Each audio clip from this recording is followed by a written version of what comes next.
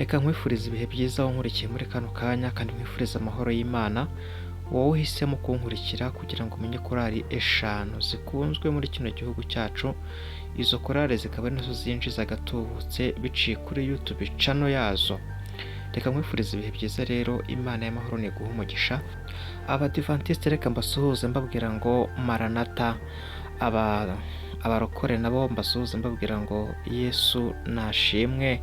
Abakatolike namwe mbasuhuze mbabwira ngo Yesu Kristo akozwe. Mwese rero ndagira ngo mbabwire ngo tugiye kubana mwumvire korali zanyu uko zikunzwe muri kino gihugu cyacu cy'u Rwanda. Tudatinze rero reka dutangire, reka duhere ku mwanya wa gatanu. Turava kuri gatanu nk'uko bisanzwe tumanuka mpaka tugeze kuri rimwe. Ku mwanya wa gatanu rero turahasanga korali yitwa Christus Regina. Iyo ni korali y'abakatolike ibarizwa i Remera, aho bita Regina Pacis. Iyi korali rero ikaba ifite zimwe mu ndirimbo zayo zakunzwe cyane, ikaba ifite n'indirimbo yitwa Mama Shenge. Iyo ndirimbo ikaba imaze kurebwa n'abantu 4,400,000 n'ibihumbi 6. Iyo korali rero ikaba ifite abakoze subscribe bagera ku 81,000. Iyo rero ni korali Christus y'Iremera. Indi ndirimbo ifite n'indirimbo yitwa Igipimo cy'urukundo, imaze kurebwa na 1,1,900,000. Korali Christus ikaba iri muri korali eshanu zikora cyane, zinjiza agatubutse, zifite abantu bazikunda cyane. Ushobora kwibaza rero ngo mba nagendeye kuki? Narabibasobanuriye akenshi, ndebwa uburyo mwagiye muziha subscribe, uburyo munazikurikira mu ma views. Iyi korali rero ni iri ku mwanya wa gatanu. Korali utari bwumvemo hano nimba uyikunda cyangwa se ikabikunzwe, kugira ngo bimenyekane mubabarire, akenshi biba bigoye. Hari korali usanga zikora ugasanga ibihangano byazo ntabwo bica kuri korali zabo, ugasanga bafite undi muntu runaka ufata indirimbo zabo akazicisha kuri YouTube channel yabo. Mbonera kubwira amakorali ngo mukanguke, kuko muri korali harimo ibisambo byinshi bifata ibihangano byanyu kugira ngo kibe igihangano cya korali, mwikozamo mutanga amafaranga yanyu, barangiza bakajya kwicisha ku macano yabo, bakazajya binjiza amafaranga ubwabo, ukwinga amafaranga aze muri korali akigira kuri ba bantu. Iyi korali rero ya Regina Pacis i Remera yo ntabwo ari uko bimeze, ahubwo amafaranga yayo anyura kuri YouTube channel yayo. Reka rero tujye ku mwanya wa kane. Ku mwanya wa kane turahasanga korali yitwa Silowamu. Korali Silowamu ni korali ikorera kuri ADPR k'Umukenke ku Gisozi. Iyi korali rero Silowamu ikaba ifite indirimbo yarebwe cyane. Zimwe mu ndirimbo zarebwe cyane harimo indirimbo yitwa ngo Warandondoye. Iyo ndirimbo ikaba imaze kurebwa na 3,219,000. Iyi korali ADPR k'Umukenke ikaba ifite abakoze subscribers 88,300,000. Nabo ntabwo ari abantu bakeya. Ikaba iri ku mwanya wa kane, korali Silowamu. Indi ndirimbo yabo wamenya baba barakoze ni indirimbo yitwa ngo Hari Umunsi. Nayo ni indirimbo yabo yarebwe cyane. Unyarukire kuri YouTube channel yabo, ubakurikirane, ubahe subscribe, ubahe like, ubahe ndetse unabashayiringe, iri bukunde ushayiringe bagenzi bawe. Iyo yari korali iri ku mwanya wa kane, korali Silowamu. Reka tugende rero tujye ku mwanya wa gatatu. Ku mwanya wa gatatu turahasanga korali Jehovah Jireh. Korali Jehovah Jireh y'abanyeshuri, sitoreti y'abanyeshuri. Harimo abanyeshuri, harimo ndetse n'abaciye muri iriya shuri rya kaminuza ya Yirika.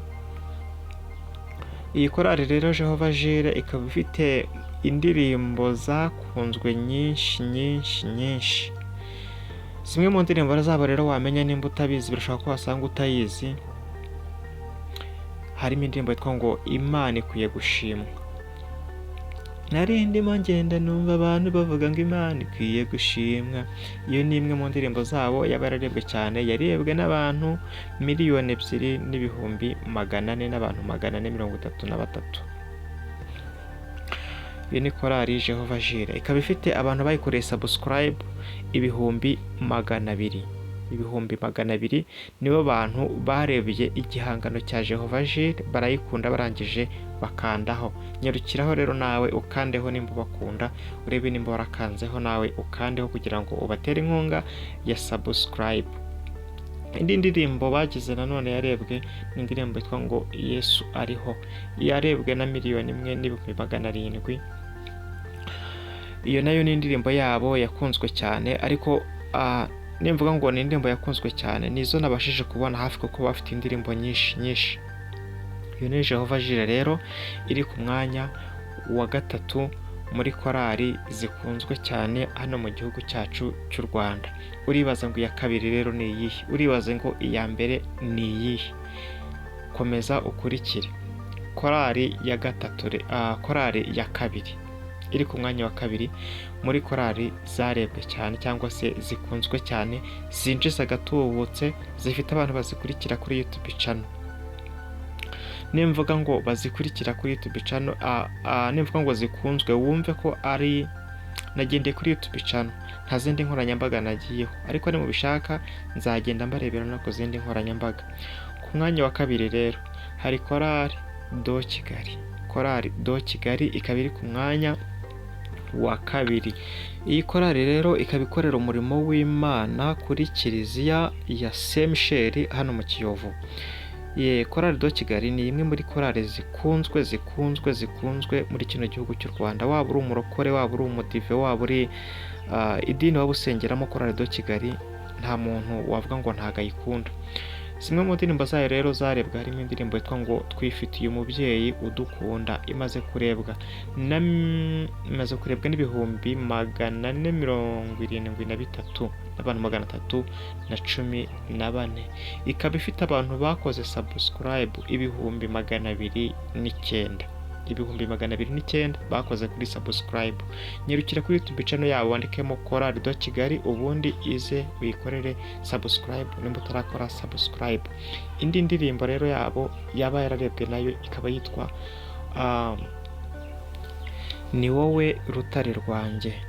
Ni wowe rutare rwanjye rero kimaze kurebwa n'abantu 123 n'abantu 627. Ariko ntabwo izo ndirimbo zagize views nyinshi, nawe wanyarukiraho ukareba, hari izindi zagiye zigira views nyinshi. Ahubwo muri izi ndirimbo nuko nagiye nshaka kugira ngo nkubwire zimwe mu ndirimbo zabo kugira ngo ubashe kubakurikirana no kubamenya nimba ubaye utabazi. Ku mwanya rero wa mbere, uribaza ngo hari iyihe korali? Ni iyihe korali iri ku mwanya wa mbere? Ku mwanya wa mbere rero hakaba hari korali yitwa Ambassadors. Ni korali ibarizwa mu itorero ry'Abadiventiste b'umunsi wa 7, ikaba ikorera umurimo w'Imana ku rusengero rw'aho bita i Remera. Rero niho Ambassadors ikorera. Iyi korali nayo ikaba ari korali yamenyekanye cyane, ikaba ari korali izwi, nta nubwo bavuga ngo ni mu Rwanda, ahubwo bayita korali mpuzamahanga, niko nabyita, kuko ni korali yakoze pe. Iyi korali rero zimwe mu ndirimbo ifite ikaba yitwa ngo ni kupata Yesu. Iyi ndirimbo ikaba yarabwe na 1,039,000 n'abantu 269. Iyi korali urumva ko irakurikiranwa pe.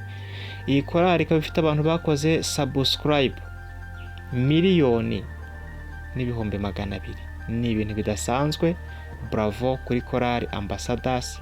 Nta n'indi korali igerageza byibura ngo iyigwe mu ntege uvuge ngo ifite 1/2 cyayo. Ni korali urumva ko ari korali mpuzamahanga, niko nabivuga. 1,200,000 bakoze subscribe. Niyo korali ya mbere hano mu gihugu cyacu cy'u Rwanda ifite abasubscribe benshi kandi nakunzwe nk'uko imibare yayo ibigaragaza. Indi ndirimbo yabo rero ya kabiri hari yitwa ngo Nahuye na Mesiya, iyo nayo murayizi.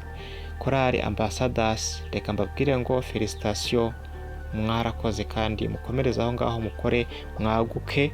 N'izindi korari rero mugerageze mukore, mubwirize ubutumwa bwiza, muririmbe, abantu bihane, abantu bagubwe neza, bishimire Uwiteka.